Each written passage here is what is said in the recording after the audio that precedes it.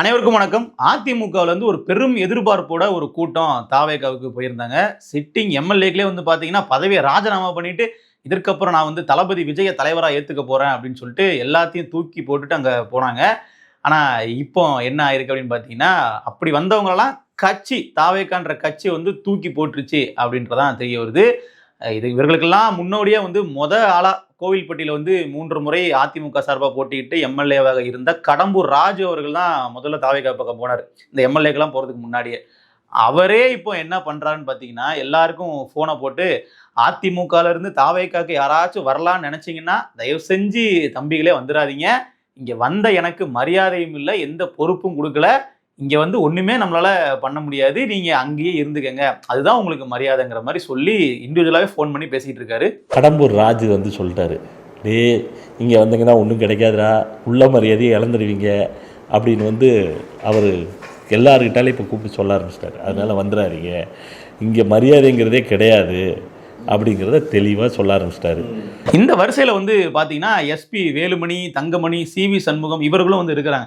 ஏன்னா இவர்கள் வந்து அதிமுகவுக்குள்ளேயே இப்போ வரைக்கும் இருந்தாலும் அதிமுகவில் ஒரு பவர் சென்டராவோ இல்லை முன்னாடி இருந்த வலிமையிலேயோ அவர்கள் வந்து இல்லை. எப்போ வந்து எடப்பாடி பழனிசாமியை பொதுச் செயலாளர் பதவியிலிருந்து நம்ம தூக்கிட்டு நம்மள ஒருத்தர் வந்து வந்துடலாம், அப்படி கட்சியை நம்ம கைப்பற்றுறதுக்கு பின்னாடி அஃபிஷியலாகவே நம்ம டிவிக்கே கூட கூட்டணிக்கு போயிடலான்னு ஒரு திட்டம் போட்டாங்களோ, அதுக்கப்புறமாவே இவர்களோட பதவிகள்லாம் அப்படியே வந்து பறிக்கப்பட்டுச்சு. முக்கியமான மாவட்ட செயலாளர் பதவியெல்லாம் பறிச்சுட்டு ஒரு பேருக்கு ஒரு மாநில பொறுப்புல இவர்கள்லாம் உட்கார வச்சிருக்காங்க. ஸோ இந்த டம்மி பதவியில நம்ம எத்தனை நாள் இருக்கிறது, நமக்கு சீக்கிரமா வேற ஒரு கட்சி வேணும்னு சொல்லி எதிர்பார்த்துட்டு இருந்தவங்க தான் பாஜக போலாமா இல்ல தாவேகாக்கு போலாமான்னு யோசிச்சுட்டு இருக்கும்போது, எங்க வேணாலும் போகலாம், இல்ல அதிமுகவிலே கூட இருக்கலாம், மறுபடியும் காம்ப்ரமைஸ் பேசி கூட ஏதாச்சும் ஒரு பதவியை வாங்கிக்கலாம் கட்சிக்குள்ள, ஆனா தாவேகா மட்டும் போயிடவே கூடாது அப்படிங்கிறத குறிக்கோளா இருக்காங்க. குறிப்பா சிவி சண்முகம் கிட்டத்தட்ட எடப்பாடிக்கும் அவருக்கும் ரொம்ப சண்டைலாம் பெரிய அளவு நடந்துச்சு. இதுக்கப்புறம் அவர் வந்து கட்சியில இருக்க மாட்டாருன்னு சொன்னவங்க கூட இப்ப தாவேகாவுக்கு அவர் போகலைங்கிறத ஒரு பெரிய ஆச்சரியமா பார்க்க வேண்டியதா இருக்கு. தாவேகா ஒண்ணு நீங்க வராதீங்கன்னு சொல்லி தடுத்து வைக்கல. ஏன்னா அது வெளிப்படையாவே தெரியும். யாரா இருந்தாலும் பரவாயில்ல வாங்கன்னு சொல்லி தாவேகா கதவை திறந்து தான் வச்சிருக்காங்க. முக்கியமான பதவி கொடுக்கல, சீட்டு கொடுப்பாங்களான்னு தெரியலங்கிறதுலாம் வேற விஷயம். ஆனா கட்சியில சேர்றதுக்கு இவங்க தான் வரணும், நீங்க வராதிங்கன்ற மாதிரி எந்த விதமான ஒரு ஃபில்டரும் தாவேகா வந்து போடல. உங்க மேல வந்து ஊழல் வழக்கு இருக்கலாம், இல்ல உங்க மேல எக்கச்சக்கமான குற்றச்சாட்டுகள் இருக்கலாம், அதெல்லாம் பத்தி நாங்க கவலைப்படுறதே கிடையாது, நீங்க வாங்க அப்படிங்கிறது அவர்களுடைய பாணி. ஆதவர்ஜுனா அவர்கள் இதை திட்டமிட்டு பக்காவா வந்து ஒரு பக்கம் பண்ணிட்டு இருக்காரு.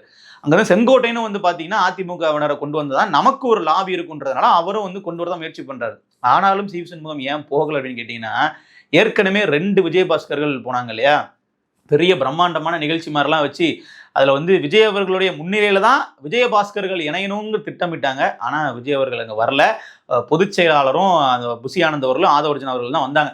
ஸோ இந்த மாதிரிலாம் வந்து இருக்கும்போது அவங்க 2 பேரும் போய் அவ்வளோ பெரிய ஏற்பாடுகள்லாம் பண்ணி விஜய் அவர்களை கூப்பிடும்போது கூட விஜய் அவர்கள் நேரடியாக வரல. அப்போ நம்ம போனாலும் நமக்கும் அந்த அளவுக்கு தான் மரியாதை இருக்கும். அதுலேயும் வந்து போன இதில் வந்து எம்ஆர் விஜயபாஸ்கரை வந்து மண்டபத்துக்குள்ள போகும்போது விஜய் ரசிகர்கள்லாம் அப்படியே முண்டி அடிச்சு அவரை தள்ளிட்டு கொண்டு போறாங்க.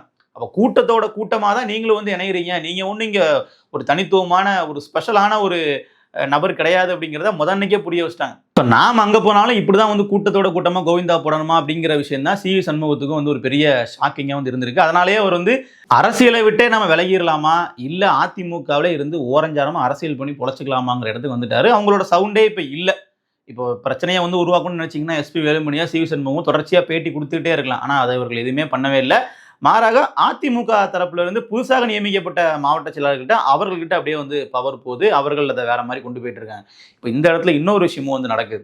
அதிமுக தரப்பும் சரி, திமுக தரப்பும் சரி, 2 பேருமே என்ன பண்றாங்கன்னா, ஆளுநர்கிட்ட போயிட்டு குதிரை பேரம் நடந்ததற்கான ஆதாரங்கள் எக்கச்சக்கமா பொது வெளியிலே இருக்கு, நீங்க நடவடிக்கை எடுக்கிறீங்களா இல்லையா, என்ன சொல்றீங்க அப்படிங்கிற அளவுக்கு அவர்கள் பேச ஆரம்பிச்சிட்டாங்க.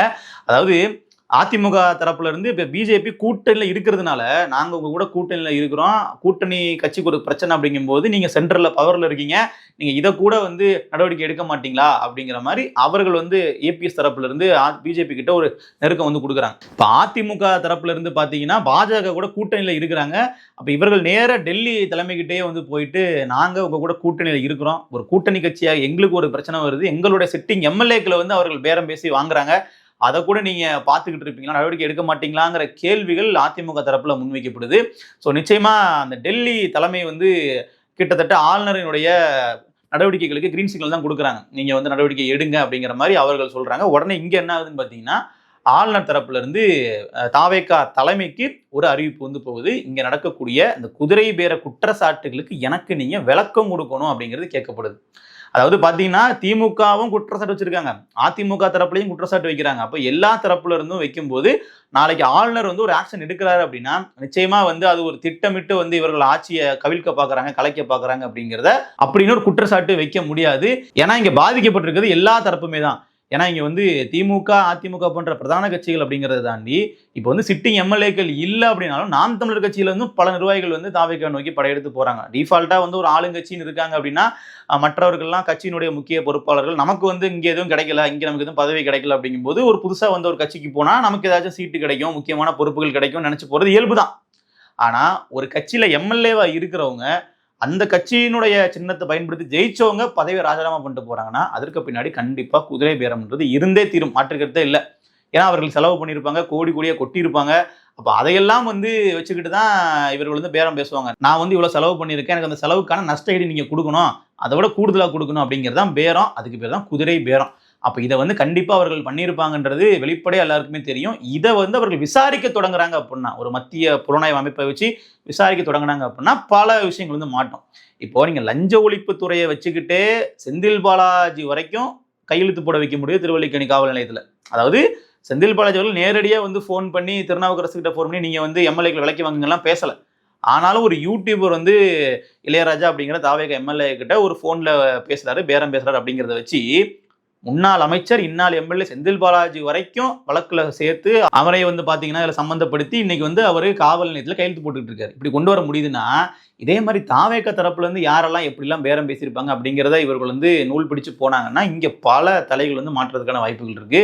செங்கோட்டையன் யாருக்கெல்லாம் பேசியிருப்பாரு, ஆதவர்ஜன் அவர்கள் யாருக்கெல்லாம் பேசியிருப்பாரு அப்படிங்கிறதெல்லாம் பார்த்தோம்னா இன்னொன்னு இப்படி புலனாய்வு பண்றதுங்கிறது ஒரு பக்கம் இருந்தாலும் வெளிப்படையா வந்து மதிமுகவினுடைய தலைவர் வைகோ அவர் என்ன சொல்றாரு, ஆமாங்க விஜய் அவர்கள் எங்ககிட்ட பேசினாரு, நீங்க வந்து எங்க கூட வந்துருங்க, நீங்க உதயசூரியன் சின்னத்திலேயே போட்டிட்டு ஜெயிச்சிருந்தாலும் பதவியை ராஜினாமா பண்ணிட்டு நீங்க எங்க கூட வந்துருங்க, நாங்க உங்களை திருப்பியும் நிக்க வச்சு ஜெயிக்க வைக்கிறோம், உங்களுடைய தனி சின்னத்திலேயே கூட நீங்க நின்று ஜெயிக்கலாம் அப்படிங்கிற மாதிரி ஆஃபர் பண்றாரு அப்படின்னா அதுக்கு பேர் குதிரை பேரம் தானே. இதோட ஸ்டேட்மெண்ட் வைகோவே கொடுத்தது பொதுவெளியில இருக்கு.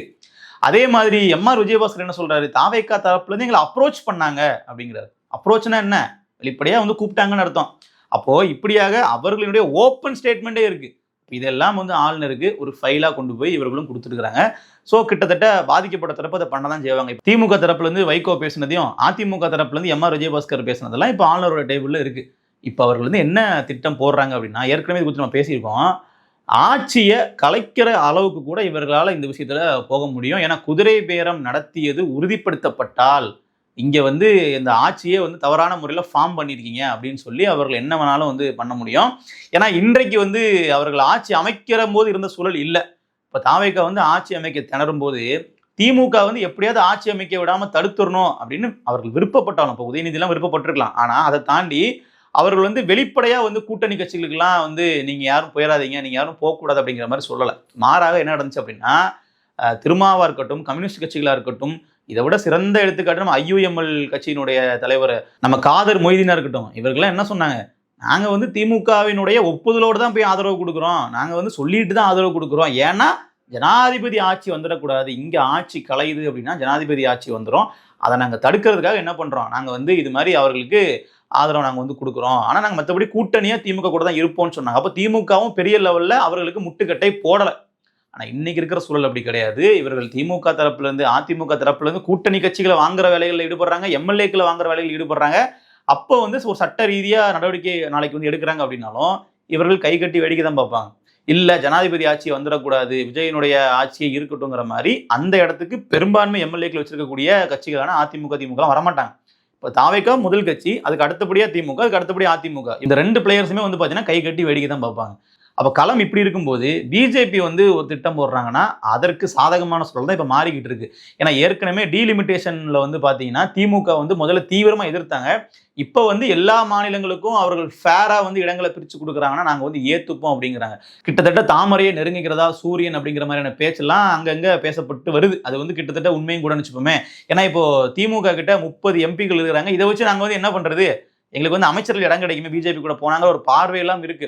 ஆனா அவர்களுடைய அரசியல் கொள்கையே ஒட்டுமொத்தமா அடிபட்டு போயிடும். அதனால அதுல ஒரு பெரிய சிக்கல் இருக்கிறதுனால யோசிக்கிறாங்களே தவிர பிஜேபி தரப்புல இருந்து அவர்களுக்கு வந்து ஒரு வெல்கம் நோட்டு தான் சொல்ல போனா, நீங்க வாங்க அப்படிங்கிற மாதிரி தான். அப்போ நாளைக்கு ஒருவேளை வந்து பிஜேபி இப்போ ஒரே நாடு ஒரே தேர்தல் அப்படிங்கிற திட்டத்தை கையில் எடுக்கிறாங்க. 2029 நாடாளுமன்ற தேர்தலில் பாஜக வெற்றி பெற்றால் மீண்டும் பிரதமர் மோடி பிரதமர் அமைச்சர் ஆனால் கண்டிப்பா வந்து பாத்தீங்கன்னா இந்த ஒரே நாடு ஒரே தேர்தல் அப்படிங்கிற திட்டத்தை கொண்டு வருவாங்க. அப்படி கொண்டு வரும்போது தமிழ்நாட்டில் ஆளுநர் ஆட்சியோ இல்லை குடியரசுத் தலைவர் ஆட்சியோ நடந்தால் நமக்கு நல்லது தானே. ஆட்சியை கலைச்சிட்டு நம்ம குடியரசுத் தலைவர் ஆட்சி நடத்தலாம், திருப்பி ஒரே தேர்தல்னு சொல்லி ஒட்டுமொத்தம் இந்தியா முழுக்க நடத்திடலாம் அப்படிங்கிற மாதிரி அவர்கள் ஒரு திட்டத்தில் இருப்பாங்க. ஸோ இங்கே நடக்கக்கூடிய விஷயங்கள் அது சார்ந்தே வந்து போய்கிட்டு இருக்கு. இன்னொன்று, இப்போ காலியாக உள்ள தொகுதிகளுக்கு இடைத்தேர்தல் நடக்குது அப்படின்னா, இன்னும் சொல்லப்போனால் பல தொகுதிகள் காலியாகவும் எதிர்பார்க்கப்படுது இல்லையா. இன்னும் நிறைய எம்எல்ஏக்கள் அவர்கள் கூப்பிடுவாங்கன்ற மாதிரி ஒரு 12 தொகுதிகள் காலியாகுது, அதில் இடைத்தேர்தல் நடக்குது. நடந்து அந்த தொகுதிகளிலையும் தாவேக்கா வந்து வெற்றி பெற்று பெரும்பான்மை நிரூபிச்சிட்டாங்க அப்படின்னா இந்த சிக்கல் இருக்காது. ஆனால் இடைத்தேர்தல் நடக்கிறதுக்கான வாய்ப்பு இருக்குன்னா அங்கேயும் ஒரு அடுத்த சிக்கல் இருக்கு. இடைத்தேர்தல் நடப்பதற்கு வாய்ப்பே இல்லைன்னு தேர்தல் ஆணையம் கையை வச்சுட்டாங்க. தேர்தல் ஆணையத்தினுடைய இயக்குனர் ஞானேஷ்குமார் அவர்களே சொல்றாரு, தமிழ்நாட்டில் இருக்கக்கூடிய தொகுதிகளில் பல சிக்கல்கள் இருக்கு, அங்க வந்து தேர்தல் வழக்குகள் நிலுவையில் இருக்கு, அதெல்லாம் முடிஞ்சதுக்கு அப்புறமா தான் நாங்கள் இடைத்தேர்தல் வைப்போம். சொல்லப்போனால் நாங்கள் இன்னும் தொகுதிகள் காலியாக இருக்குன்னு அறிவிக்கவே இல்லைங்கிற மாதிரி அவர் சொல்லிட்டாரு. அப்போ அவங்க எப்போ காலியானதுன்னு அறிவிச்சதுலேருந்து 6 மாசத்துக்குள்ள தேர்தல் நடத்தி அப்படிங்கிறது ஒரு பெரிய ப்ராசஸ் அது. இன்னும் பல தொகுதியில் காலியாச்சுன்னா கண்டிப்பா இந்த குதிரை பேரம் நடக்குது அப்படிங்கிற குற்றச்சாட்டு பெரிய அளவில் பேசப்பட்டு வரும். ஆளுநரை இதற்கப்புறம் திமுக அதிமுக போன்ற கட்சிகள் அமைதியா இருக்க விடாது. நீங்க என்ன பண்றீங்க, வெளிப்படையா பேரம் நடத்திக்கிட்டு இருக்காங்க அப்படின்னு சொல்லி அவர்களே நீங்க இந்த ஆட்சியை கலைக்கிறதுக்கான வேலைகளை பாருங்கிறதுக்கு தூண்டுவாங்க. ஸோ இப்படிப்பட்ட ஒரு சூழல் தான் இருக்கு. தாவேக்கா ஆட்சியின் மீது கத்தி தொங்கிக் கொண்டிருப்பது என்பது உண்மை. அது இவர்கள் தான் வந்து பாத்தீங்கன்னா அதை எடுத்து மேல வச்சுக்கிட்டாங்க. ஏன்னா லிட்ரலி வந்து குதிரை பேரம் நடத்துறது அப்படிங்கிறது ரொம்ப தவறான விஷயம். அவர்கள் வந்து அங்கிருந்து எம்எல்ஏக்களை விலைக்கு வாங்கலான்னு முடிவு பண்ணதே தப்பு. இப்போ மக்களோட முடிவு தான் சரியானதுன்னு தாவேக்கா முடிவு பண்றாங்கன்னா, மக்களுடைய முடிவு அப்படிங்கிறது தமிழக வெற்றிக் கழகம் பெரும்பான்மையோட ஆட்சி செய்வது அல்ல. கூட்டணி ஆட்சியை நீங்க நடத்திக்கங்க அப்படிங்கிறதா மக்களோட முடிவு. அப்ப அதையே ஏற்று இவர்கள் அந்த பாதையில பயணிக்கிறது தான் வந்து இவர்களுக்கு நல்லதுங்கிறதா நான் பார்க்கும்போது தெரியுது. ஏன்னா யாருமே ஜனாதிபதி ஆட்சி வர்றதை இங்க விரும்பல. ஸோ அது ஒரு மாநில உரிமை வந்து பெரிய அளவில் பாதிக்கப்படும். அதனால இந்த எம்எல்ஏக்களை விலைக்கு வாங்குற வேலையெல்லாம் தாவேக்கா வந்து இதற்கப்புறம் விட்டாங்கன்னா ரொம்ப நல்லது. இங்கிருந்து கட்சி தாவி போன எம்எல்ஏக்களுக்கும் பதவி இழந்துட்டு இன்னைக்கு வந்து எந்த பவரும் இல்லாம கட்சியிலையும் ஆதிக்கம் இல்லாம அப்படியே ஒதுக்கப்பட்டிருக்காங்க. அதை பார்க்கும்போதும் ஒரு நல்ல விஷயமா தான் தோணுது. ஏன்னா இன்னைக்கு வந்து மற்றவர்களும் பாத்தீங்கன்னா இங்கிருந்து பதவியை ராஜினாமா பண்ணிட்டு போறதுக்கு பயப்படுவாங்க. அப்படியே இப்போ எம்எல்ஏ பதவியை ராஜினாமா பண்ணிட்டு வந்தவங்களுக்கு சீட்டு கொடுத்து மறுபடியும் ஜெயிக்க வைப்பாங்களான்னு பாத்தீங்கன்னா அதுவும் இல்ல. இவர்களே திருப்பி தேர்தலில் நின்னாங்கன்னா அந்த தொகுதிகளில் வெற்றி வாய்ப்பு ரொம்ப கம்மியா இருக்குன்னு ஆதவர்ஜனா இன்னொரு ரிப்போர்ட்டை கொடுக்குறாரு. ஸோ இப்படிலாம் பல சிக்கல் இருக்கிறதுனால இந்த காலியான தொகுதிகளிலேயே விசில் அடிக்குமா அப்படிங்கிறதும் ஒரு கேள்வி. இன்னும் பல தொகுதியில் காலி ஆச்சுன்னா தாவேக்கா ஆட்சி இருக்குமா அப்படிங்கிறதே ஒரு கேள்வியா இருக்கு. நம்ம பொறுத்திருந்து பார்ப்போம். நன்றி.